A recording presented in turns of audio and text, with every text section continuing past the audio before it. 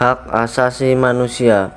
Pengertian hak asasi manusia adalah seperangkat hak yang melekat pada hakikat dan keberadaan manusia sebagai makhluk Tuhan yang Maha Esa dan merupakan anugerahnya yang wajib dihormati, dijunjung tinggi, dan dilindungi oleh negara, hukum, pemerintah, dan setiap orang demi kehormatan serta perlindungan harkat dan martabat manusia. Macam-macam hak asasi manusia. Yang pertama, hak sipil dan politik. Hal ini untuk melindungi kehidupan dan kebebasan seseorang. Disebut juga dengan hak sipil. Hak ini diperlukan untuk menjaga martabat seseorang, termasuk hak untuk hidup, hak privasi, hak untuk memiliki properti, kebebasan berpikir, dan lainnya. Hak ini yang memungkinkan seseorang untuk berpartisipasi dalam kegiatan pemerintahan, termasuk hak untuk memilih dan hak untuk dipilih. Keduanya saling terkait satu sama lain. Yang kedua, hak fundamental. Setiap manusia sebagai warga negara dijamin melalui ketentuan konstitusional dan tidak dapat dilanggar dengan apapun, bahkan oleh otoritas negara. Hal ini dinyatakan dalam deklarasi dan ketentuan konstitusional banyak negara. 3. Hak moral. Hak asasi manusia yang menentukan perilaku spiritual dan moral. Hal ini menyoroti berbagai nilai moral yang tidak dapat dinilai oleh hak institusional manapun. Beberapa contohnya, seperti menghormati seseorang, persaudaraan, sekularisme, kedamaian, dan lainnya. Hak asasi ini juga menempatkan kewajiban moral pada negara dan individu untuk tidak melanggar hak orang lain. Jika hal ini dilakukan, maka sanksi akan dikenakan sesuai dengan ketentuan undang-undang yang telah ditetapkan. 4. Hak ekonomi, budaya, dan sosial. Hal ini disebut juga dengan kebebasan dan penjaminan kebutuhan hidup minimum seseorang.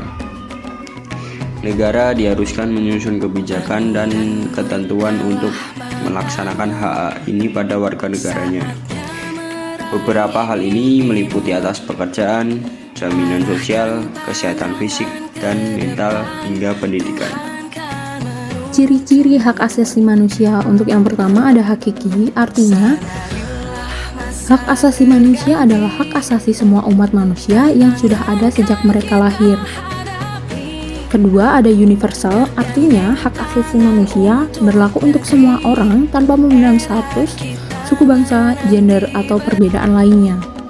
Ketiga, tidak dapat dicabut, artinya hak asasi manusia tidak dapat dicabut atau diserahkan ke pihak lain.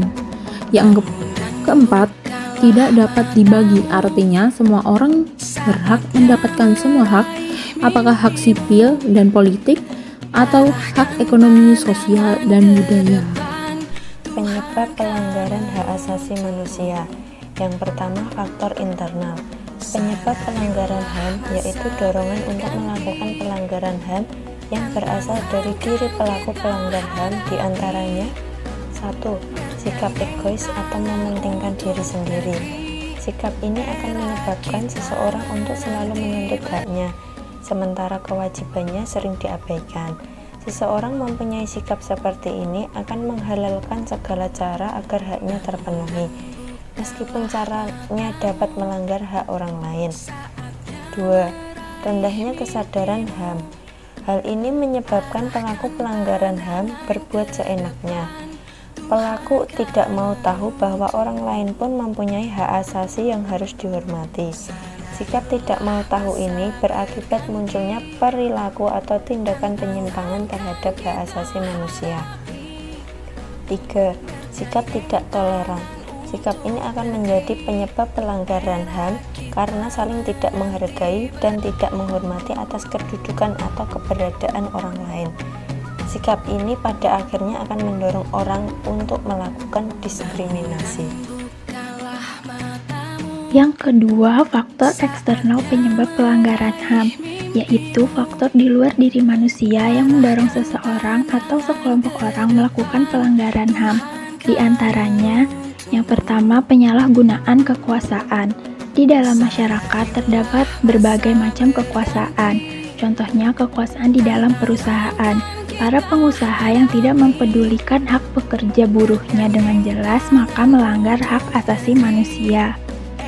Yang kedua, ketidaktegasan aparat penegak hukum.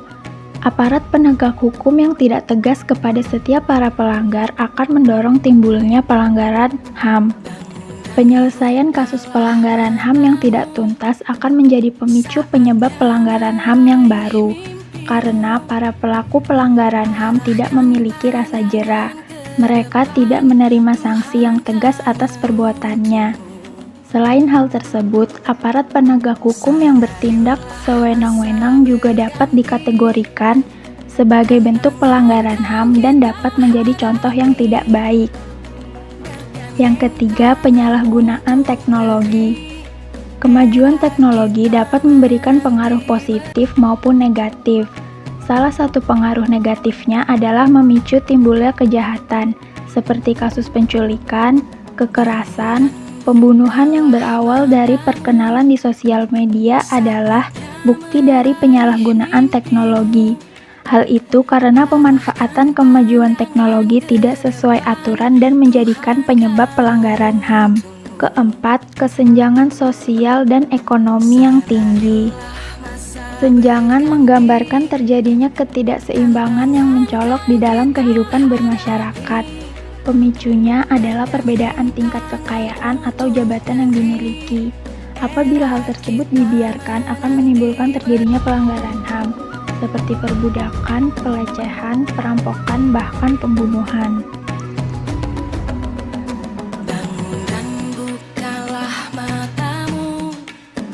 Tragedi Trisakti. Peristiwa penembakan 12 Mei 1998 terhadap mahasiswa saat demonstrasi menuntut Soeharto turun dari jabatannya. Tragedi tersebut menewaskan 4 mahasiswa Universitas Trisakti di Jakarta. Keempat mahasiswa tersebut tewas tertembak di dalam kampus. Dalam tragedi ini, pemerintah dan aparat keamanan merebut hak mereka untuk beraspirasi menyuarakan pendapat mereka. Para mahasiswa menuntut Soeharto mundur dari jabatannya sebagai Presiden Republik Indonesia. Saat itu, Soeharto menjalankan pemerintahannya dengan diktator, hak-hak masyarakat tidak diakui. Ditambah adanya krisis moneter yang terjadi. HAM keempat, mahasiswa untuk memperoleh pendidikan yang layak juga telah diambil bersama dengan hak untuk hidup bagi mereka. Mahasiswa pada saat itu hanya ingin menyuarakan aspirasi mereka terhadap kondisi Indonesia dan mewakili suara bangsa Indonesia. Namun, gerakan ini mendapat perlakuan yang tidak pantas dari aparat hukum yang bertugas. Tragedi penembakan misterius atau Petrus. Petrus adalah penembakan misterius yang terjadi di era Orde Baru. Petrus bertujuan untuk menanggulangi tingkat kejahatan yang tinggi pada pemerintahan Soeharto. Saat Presiden Soeharto berkuasa, terjadi penembakan di kota-kota besar pada tahun 1982 sampai 1985. Alasan Petrus termasuk pelanggaran HAM berat karena aksi mengadili seorang dengan pembunuhan tanpa melewati jalur hukum yang harusnya ketika mereka bersalah diadili di jalur hukum dahulu.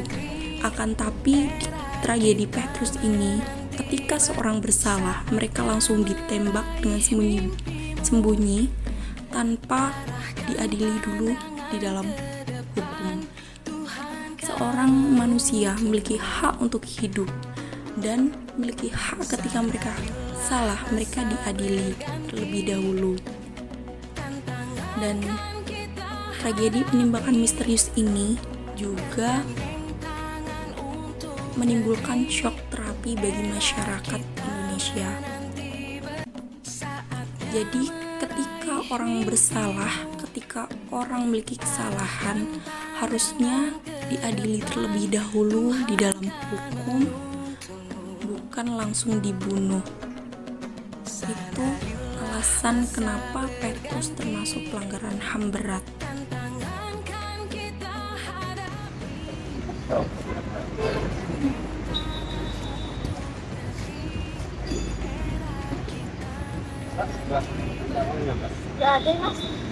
Mana? Tawangnya kita, Mbak.